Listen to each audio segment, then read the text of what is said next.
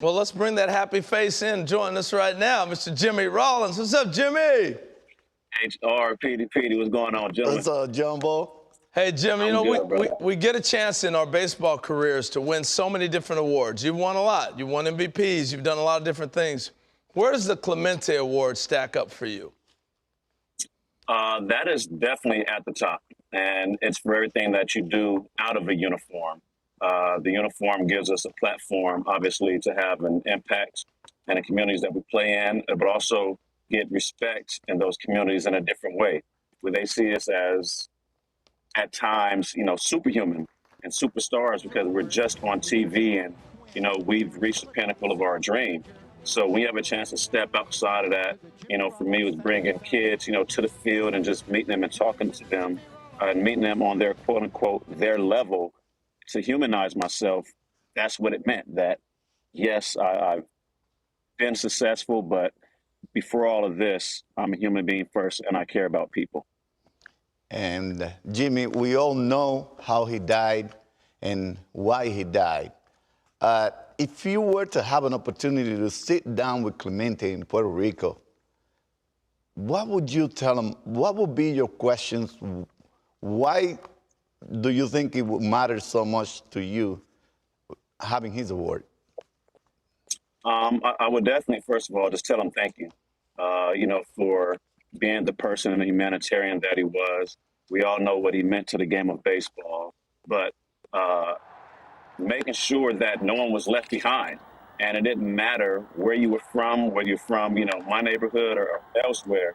None of that mattered. All that mattered is first, you were a person and I wanted you to be taken care of and giving you the opportunity to have a meal at night, to have the necessities just to live in life. And if you're blessed to go beyond that, then even better. So, what was it in him that made that so important? And I know, for myself growing up, there are times, don't get me wrong, we didn't go without meals, but there are times just like, what's for dinner tonight? And when I started going through that and started creating a meal program and an opportunity for parents to go to the supermarket to get discounts, because that's a huge thing, to not have to go and, wonder where the meal was coming from. It might not be exactly what you wanted to eat every night, but you had a meal. So I would definitely, want to understand, his reasoning for helping and doing so much for people that weren't necessarily, from his own neighborhood. Last question for you, Jimmy. So many players struggle with, well, I don't have time. I got to perform. I got to do my thing on the field. Yet I saw you running all over Philadelphia. You might play a late night game. Next day you were at an appearance. So what would you say to the modern day player that says, hey, I may not have time, and explain to them the importance of their impact as a player? And, let's make sure we're understanding of where that comes from. First and foremost, when we put on a uniform, that is our job. And we have to go out there and be prepared and do everything it takes for us to be ready every single day or night to win a ball game. But 2 hours, 3 hours, 1 hour, it is not going to kill you. Go to bed, an hour earlier. Don't hang out, and as much when you have something to do.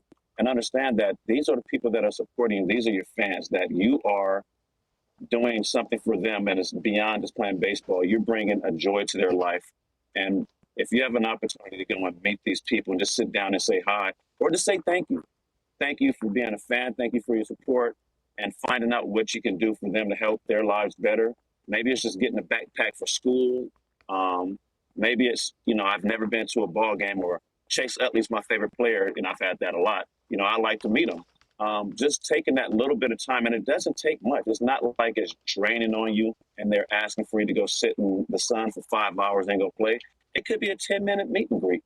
Just go do those things. Take the time and remember that you were once a fan. You once looked up to somebody, and you wish you had that opportunity to meet that person. And this is your opportunity to be that for someone else. And if you keep that, in mind, that 20 minutes, 30 minutes, an hour, wherever it might be, it's really not a lot. And it's not like you're doing it every single day. It might happen once or twice a month. Take that time to do that, make an impact. Hey, Jimmy, thank you. That is your 2014 Roberto Clemente Award winner. And if you just watched any of this, you know why. Jimmy, thanks for the time, man. We appreciate you so much.